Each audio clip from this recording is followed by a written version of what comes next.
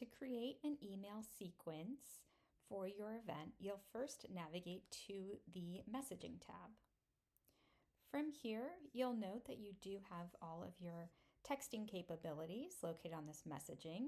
And then we have our email templates where you can create all of your email templates, and these will be utilized for your sequences. So we do suggest setting up your email templates prior to creating your email sequence.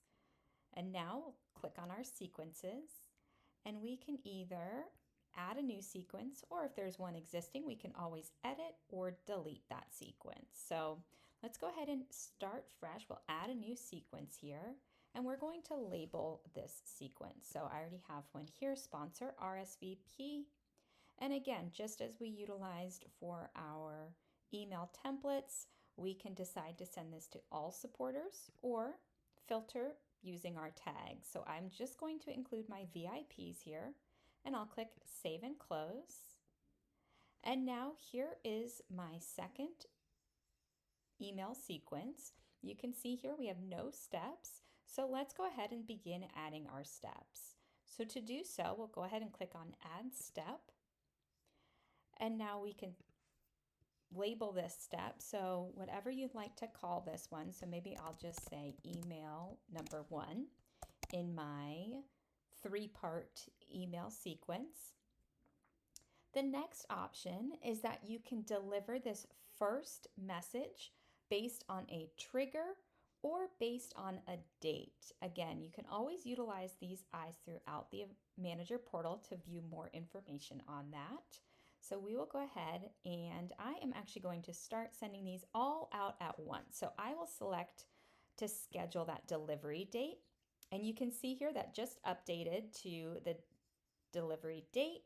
If I did base it on a trigger, you'll see that we do have options for those triggers, such as registration. Again, this is when someone clicks to register for your event, or maybe they went ahead and purchased a ticket. So you can create a sequence for all of your ticket holders.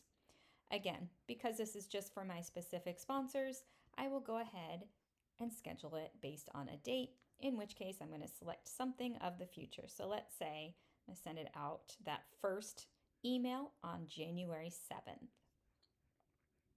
From here, I'm provided with all of my email templates. So as you begin to add more templates, they will be listed here as well, and you'll be able to scroll through and select which one you'd like to be that initial email. So for this instance, I'm going to go ahead and select my sponsorship email by clicking select. You'll note that it is populated here, and I can go ahead, and if I did need to make any changes or clear that, I can always do so by clicking clear template. But I am happy with this email, so I will click Save and Close. And you can see here that is email number 1 is our first step. So now let's go ahead and add another step here. And because it is our second step, again, I'm going to label this one as email 2.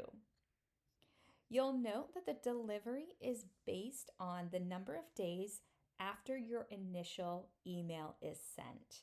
So I will go ahead, I'm going to send this actually 14 days. So 2 weeks after that first email is sent, we'll go ahead and send up a follow-up email. So here is my reminder email. I'm going to go ahead and select this.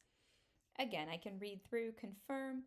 You can also see here, it does give you a preview of our subject line. Again, that's what we created utilizing our email templates. Again, clear template if I need to start over, but I'm happy, so I'll go ahead and click Save and Close. And we'll go ahead and add our final step here. Again, there are no limits to the amount of steps in your sequences. In this case, again, I have just elected to have 3 emails. And this one, we will go ahead and send, let's say 10 days after that second email. So again, the first email is sent on a particular date. 2 weeks following that, I'm sending email 2. And 10 days after my email 2, I will be sending email number 3, which is my final sponsor email template here.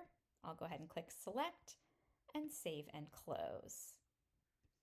Again, you'll note you can edit your sequence at any time. So you can edit, again, who it will be sent to. And I can also easily drag and drop. So this then becomes my initial email. And then I can maybe scratch that email. And now you can see we have our trigger date is January 7th. We'll wait 10 days and send email 3. We can easily go in and add additional steps at any time. Once you go ahead and send out once the email is sent, it'll update your send count. You'll also be able to see how many times that was opened and how many clicks. So if you had a link in there, you can see how many clicks that email has as well. And again, we can always update by deleting or editing our sequences and adding as many as you'd like at any time.